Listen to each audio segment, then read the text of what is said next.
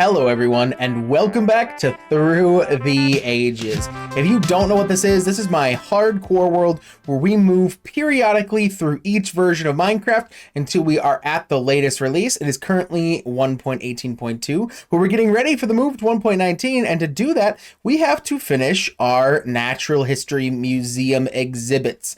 And we've been working a lot on that. So I would just like to show you around before we get into the big builds of just what we've done in a general sense.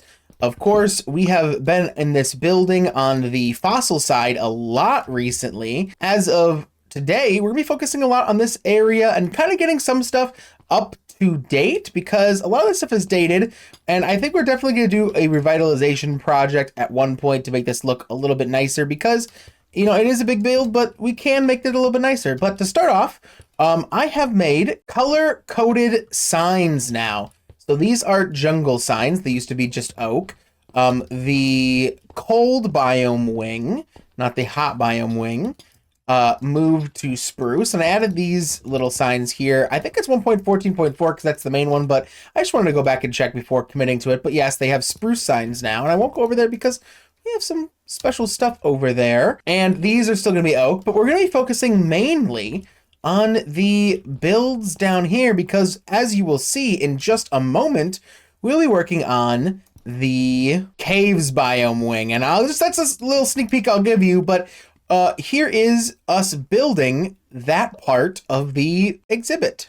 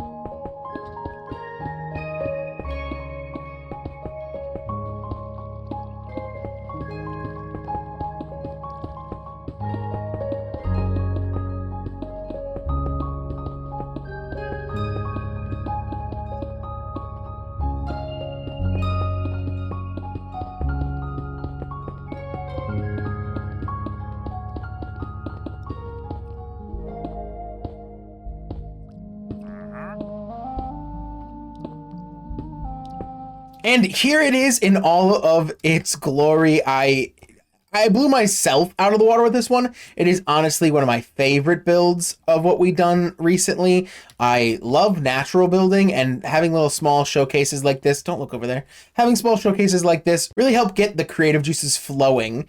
And if you come over here, of course, we got the lush caves, and you saw we got the mine shaft here. Well, there's a zombie in there? Zombie somewhere.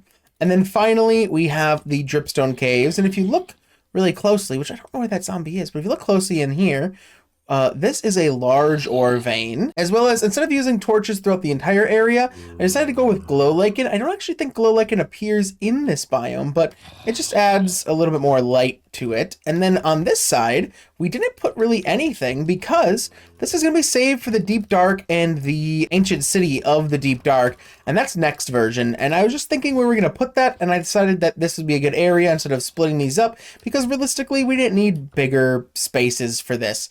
But I continue building and moved on down here to this side of the exhibit. So let's go check out the build for that.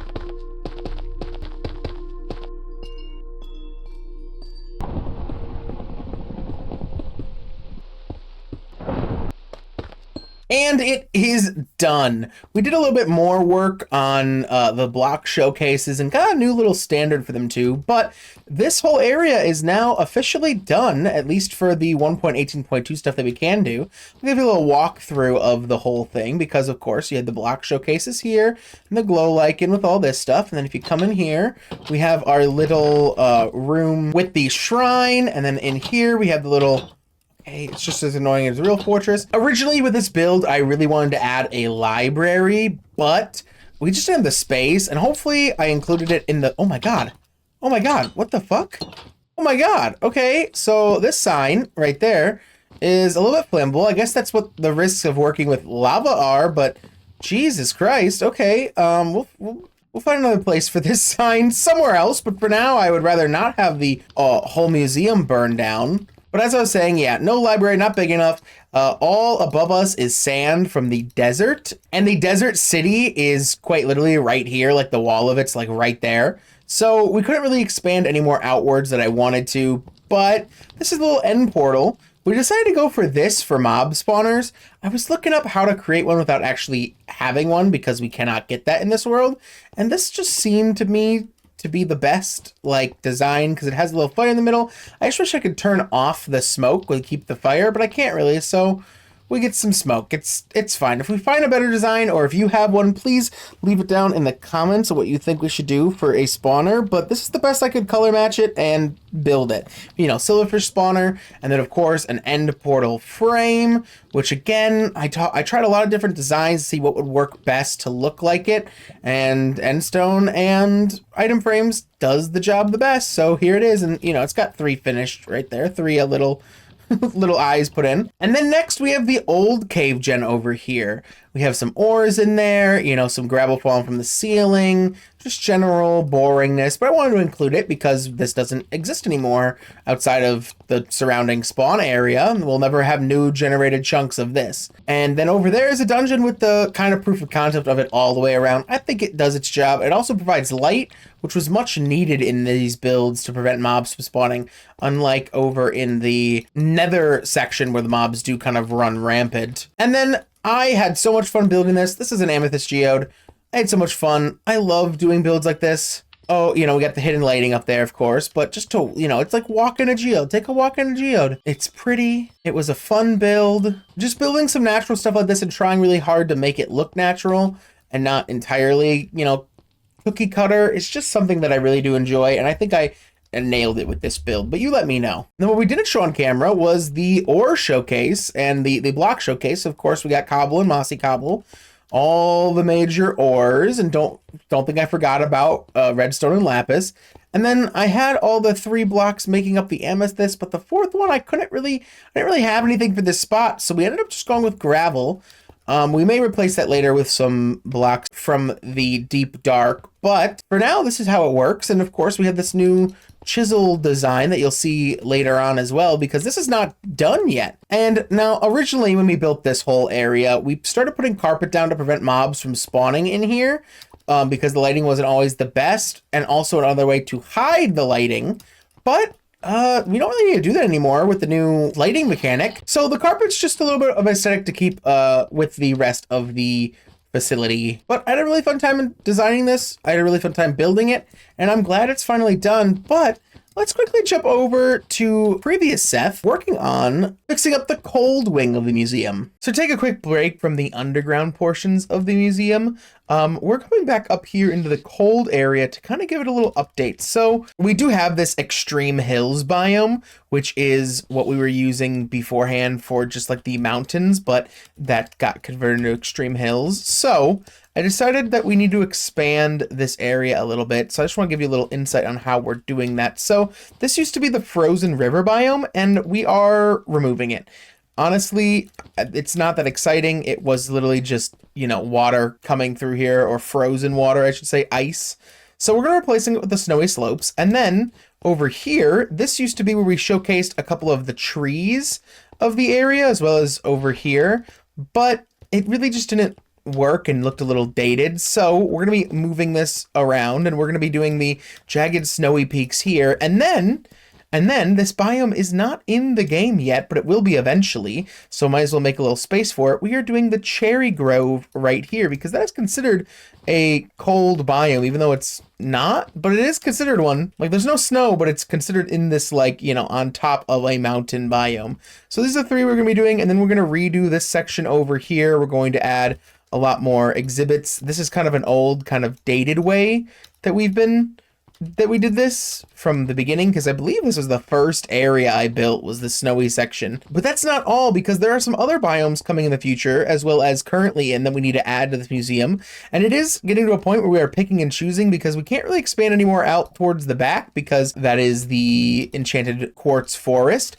And we can't really expand out this way because that is the desert village. And then we can't expand out this way because that is the hollow mountain. So we're kind of boxed in. So we got to just use what we have and go through some of the biomes and replace them, or, you know, update them. Maybe we do a rotation on a couple of these things. But this is the normal river biome, and it's not too special. I like it. I like the whole idea of, like, looking in here and seeing it, but it's just not personally one of my favorites. So we're gonna be replacing it with the meadow biome, because that is a current biome in this update that we need to do, and it would fit in right here really well. Meadow is also one of the normal climates, the mild climates. I don't know what you would call them. It's not a hot or a cold one. At least that's what the Minecraft classifies it as. And then there's one other biome that we're going to have to add eventually, and that would be the Pale Garden. That's going to replace the End Island biome. We'll leave this up until that we get to that update, the most recent one, if we ever do. But it would go here in our rare biome section because it is a rare biome. With that being said, though, this biome right here, it doesn't look too good. Like, you kind of see the effect that I'm doing with like, oh, there's islands scattered out and it's darkness, but there's nothing that really encapsulates the end background noise as a block. So this is the best I could do within the 4 space. But yeah, we're gonna be replacing all those. So I'm gonna do some work over here, and you'll probably be able to see me do the work. I'll probably do a little montage because that's what this whole episode is about. And I'll see you guys after that.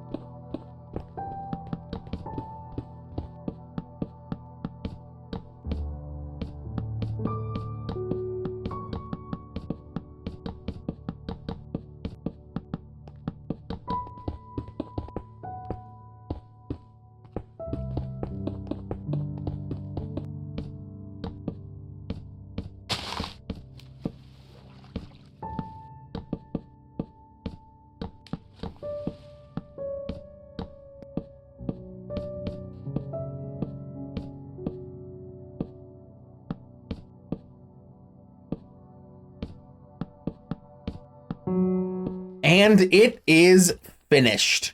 All the things we need to do are done in the museum. We are, I think, ready to move on, but I'll give you a little sneak preview. This is the snowy slopes. Not too interesting, just some snow there. And this is also the jagged peaks. Again, just some jagged peaks. I did not include the icy peaks because we already have the ice spikes right here. I thought it'd be way too similar to have it like right next to each other. And then of course, this eventually will be the cherry blossom biome. And the reason I didn't change the sign out yet is because I actually want to use the cherry blossom sign wood whenever we get that in the Minecraft version, whatever version that is. I think it's like 1.20 or something. But we also fully redid, again, with to maintain the consistency with what we did downstairs, these areas, the podzol fern, pumpkin, packed ice, sweet berry bush, and snow. All this, we still kept one of the old trees, but we didn't need all the trees, especially because the large taiga tree that was like showcased here was just 4 pieces of wood going straight to the ceiling. Wasn't really that special or cool, but I think this is a lot better look, especially with the pillager outpost. Now this of course is not a full pillager outpost. I could have maybe bumped it up a few blocks too. I just wanted to be ground level so you could like take a little look inside. We do find these in the world, and it's one of the last structures in the current version that was not in here. We have pretty much all the other structures, but another structure that wasn't in here, if we come right over here, that's very odd I never put it in, is the witch's hut. Yeah. Simple thing to put in the swamp. It fits in the little museum area very nicely, but it wasn't in there. So we added that one in too. And finally, we replaced the river biome over here with the meadows biome, which it's not that stunning of a build, and we can never get the color of the grass correct because the meadows will always be like biome specific color of the grass. But we added the things and the flowers. I thought it was really fitting because the flowers over here. And I will say that I think this whole area is going to get a giant redo pretty soon because I'm going to be honest, I don't think we need a tree showcase. I don't think we need these mushroom showcases. I don't think we need these tree showcases. I think they just clutter everything up.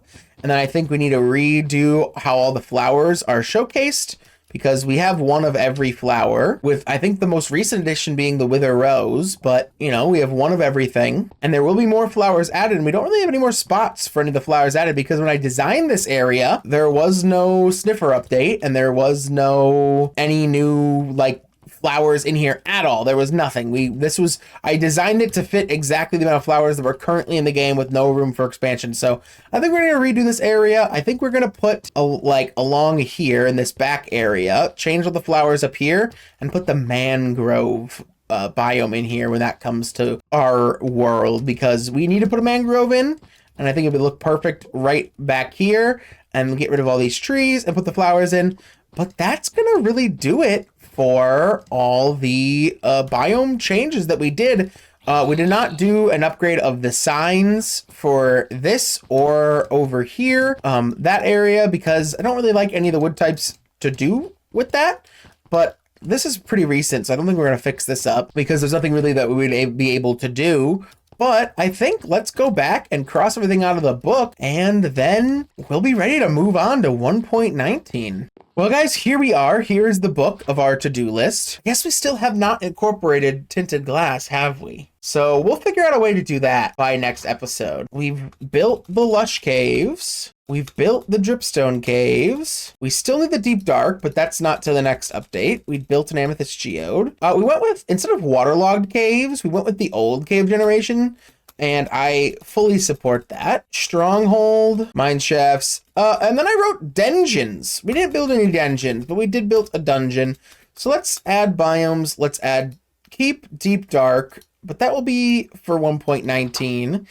And then I think it's really all we have to do. So I'll find a way to incorporate tinted glass. Maybe you'll see it right now. But yeah, this is it. This is done. Like I said in the video before, this is the tinted glass usage. We are currently... The door doesn't cover the light. We already got one mushroom spawning. What is the light here? 12, 11? Oh, I really thought the door would stop the light. Let me, if it's this way? The door does not block the light. Okay, well, still, they can only not grow on light level of 12, so we are pretty good here. Realistically, in front of the door, it can't grow, but we did put these soul torch lanterns just so mobs couldn't spawn, but we just turned this little part of the greenhouse into it. We'll put a little sign on here commemorating this, call it a 1.18.2 little addition. But yeah, the tinted glass just makes it so the mushrooms can grow, and I thought it was a good addition for the world. And yeah, now back to the end of the video, and 1.19.2 coming up soon. And yeah, so we are all ready to move on to the next version. It'll be a big jump, but I am ready for it.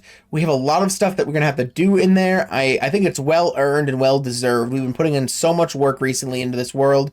And before we end today's episode, I just want to show you guys our stats. Some of the coolest stats ever are our time played, which is 42.64 days. If you times that by 24, that is over 1,000 hours. It's 1,023 hours played in this world. And that counter does not continue when I'm paused in this menu. That is time actually spent in this world. Another fun fact is that I've mined over 700,000 pieces of stone, crafted 61,000 pieces of stone bricks, as well as 40,000 of most of the woods. Of course, between both of my pickaxes, diamond and netherite, I have effectively done 600,000 with both of them, and the netherite pickaxe is slowly creeping up on the diamond pickaxe, which is astonishing because netherite was only added in 1.16. And then, of course, we've picked up 761,000 cobblestone,